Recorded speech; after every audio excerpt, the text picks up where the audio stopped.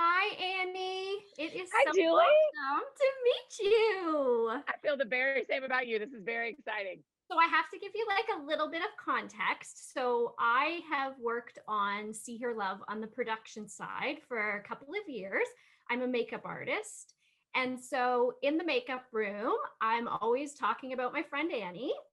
And I'm always Thank talking you. about my friend Annie's book or my friend Annie's podcast or, oh, yeah, I got this from my friend Annie, or my friend Annie suggests it's I shameless. love And it. then, No, I love it. and then sometimes some of your friends, like people that I've heard that have been on your podcast or vice versa, they'll sit in my makeup chair and I'm like, so how's Annie? That's awesome, Julie. I love it. That's exactly how I want you to feel. So this And is going just right. I feel like we're friends too. So I'm all the way in. okay. So when Melinda said to me, okay, you're my person, do you want to do this segment? Annie, of course I answered, that sounds Sounds fun. fun. Yes, exactly. Well done. Yes. Okay. So I have some great questions. I may sneak in a couple of my own, but are you ready? Okay. All right. So Karen asks, what do you know about God now that you didn't know before the launch of your New York Times bestseller? That sounds fun. First of all, you and I both know Karen's a good friend because I ask that question to people all the time. What do you know about God now that you didn't know before? So, what do I know about God that I didn't know before the launch? I mean, the thing that has been rolling in my brain, and you may know this, Julie, but for the last week, we had really bad snow in Nashville. And so I was trapped in Colorado with joy because I was at one of my favorite places, Lost Valley Ranch.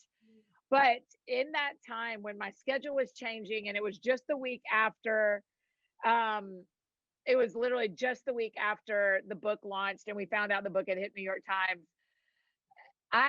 My overarching feeling I've had about God lately and that I've been journaling about has been I want to always remember how much you are in charge. I mean, that's it. He's just in charge and he handles it. And when we give our lives, our actual lives to him, Mhm. he orchestrates things. I mean, I put this verse up when my flight got canceled, like, in her heart, a girl plans her course, but the Lord determines her steps. Like, I had a plan for this whole thing. And so I feel like I've learned again and again, repeatedly in this last 3 or 4 weeks, that God orders our steps. Mm, that's beautiful. That's really beautiful. All right. Priscilla asks, what was the most rewarding and the most challenging in writing? That sounds fun. Oh, this won't surprise you at all. The most rewarding was finishing because anytime I identify as an Enneagram 7, my personality is let's have fun, let's work later. But so anytime I finish a book, it's very rewarding to see the whole thing because every time I make a dentist appointment, I'm usually either about to start editing or about to start writing. And I always will say to my dental hygienist, next time I see you, I'll have written that book and that I don't even know yet, you know? And so that was really rewarding. The most challenging thing, there is a chapter about me having a puppy for a week. And that's still really a hard story for me and a really sad story for me. And so it's hard to write about that and I mean, I cried the whole chapter in the audiobook when I was reading it. And so that's probably the hardest part of the writing for me was writing that story. Yeah. Well, that leads to a question of mine, which is um, you write so authentically and vulnerably and in such a clear voice. What does it feel like when you put all those words into your computer and it's submission day and you hit Yeah. send and your all of your words are going out into the world? What does that feel like? Yeah. What is that experience? How do you mark that experience? Yeah. Well, here's how we make the sausage in the book writing world, Julie. So you know kind of the insider scoop. So I turned the book in probably 6 or 8 months before anybody else sees it. And when I turn it, I mean, I turn it into my editor. There's usually 2 or 3 editors, my agent, my manager, all the people who are in the book get to read it before it's on a shelf. And so by the time it's on a shelf, it's probably been read by 50 people, or at least been offered to 50 people. And those are actually 50 people that are up close in my life. Mm. And so that's scarier to me than shelf day. That day is scary because I'm like, man, this person I wrote about now gets to read this and can say they don't like the way I told the story, or they don't like how I remember it, or they don't want it to be in there.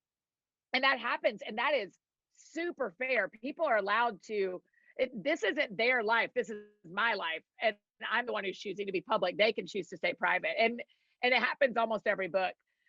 So, but how does it feel? I mean, at this point, when I write it 100% true, and I use the real names and I use the real places.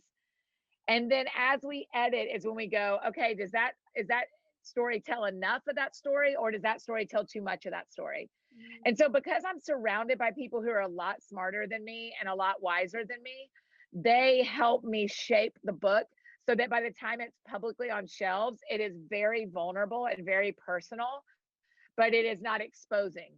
And it is not like I've filleted myself, you know? Mhm. Because I may have done that in draft one, but enough people have spoken into it that either we all feel better about it. Like there's some stories in there that we feel better about by the time the book comes out, or we change it or take it out. Okay. Okay. That's really cool. I love hearing that. I love too that it like goes through that lens of sort of your closest people. Yeah. Okay, I have to ask one really quick one. So Okay. far in 2021, what grade would you give yourself for fun and why?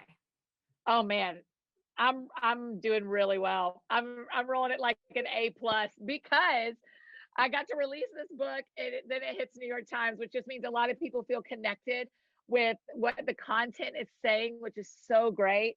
I mean, it's just been a pretty fun year so far. I mean, I don't have a lot to complain about, but I'm also really spending a lot of time on cross stitch and doing puzzles and riding horses out at Lost Valley and seeing friends again. And so I'll be really happy when it warms up.